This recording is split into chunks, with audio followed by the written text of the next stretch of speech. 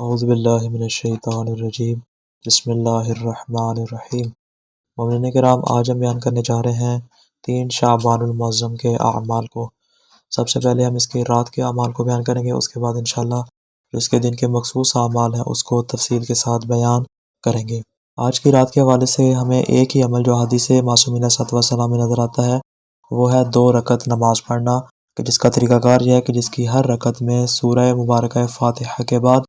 15 مرتبہ سورہ توحید پڑھی جائے گی، اور جو شخص یہ عمل انجام دے گا جنت کے دروازے اس پر کھول دیے جائیں گے اور اس کی قبر وسیع اور منور ہو جائے گی۔ یہ فضیلت ہے اس نماز کے ادا کرنے کی۔ آگے بڑھتے ہیں دن کے مخصوص اعمال کی جانب۔ تو ہمارے سامنے دن میں تقریباً 3 طرح کے اعمال موجود ہیں۔ پہلا ہے اسی دن کا روزہ رکھنا، دوسرا ہے 3 شعبان کی مخصوص دعا پڑھنا، اور تیسرا عمل ہے وہ دعا پڑھنا جو امام حسین علیہ السلام نے یوم عاشور کو پڑھی تھی۔ امام حسن عسکری علیہ السلام کے وکیل قاسم بن علا حمدانی کی طرف سے یہ فرمان جاری ہوا کہ 3 شعبان چونکہ روز ولادت امام حسین علیہ السلام ہے، لہذا اس دن روزہ رکھو اور یہ والی دعا پڑھو: اللہم انی اسألک بحق المولود فی ھذا اليوم الموعود بشہادتہ قبل استحلالہ وولادتہ بکتہ السماء ومن فیہا والارض ومن علیہا ولم یطأ لابتیہا قتیل العبرہ وسید الاسرہ الممدود بالنصرہ یوم الکرۃ المعوض من قتلہ ان الائمۃ من نسلہ والشفاء فی تربتہ والفوز معہ فی اوبتہ والاوصیاء من عطرتہ بعد قائہم وغیبتہ حتی یدرک الاوتار ویسعر الثار ویرز الجبار ویکون خیر انصار صلی اللہ علیہ مع اختلاف اللیل والنہار اللہم فبحقہم الیک اتوسل واسأل سؤال مقترف معترف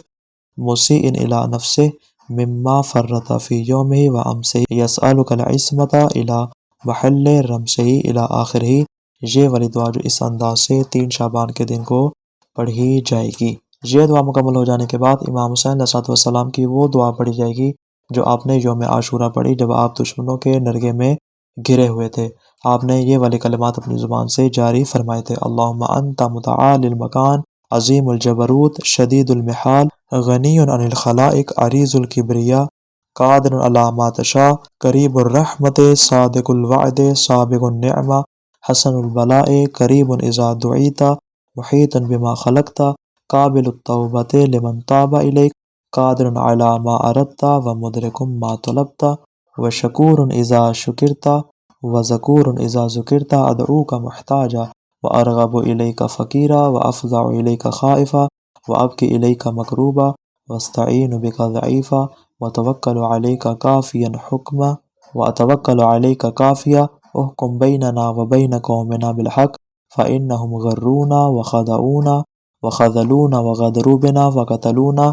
ونحن عطرۃ نبیک وولد حبیبک محمد بن عبد اللہ الذی اصطفیتہ بالرسالہ واتممتہ علی وحیک فاجعل لنا من امرنا فرجا ومخرجا برحمتک یا ارحم الراحمین۔ السلام علیکم ورحمۃ اللہ وبرکاتہ۔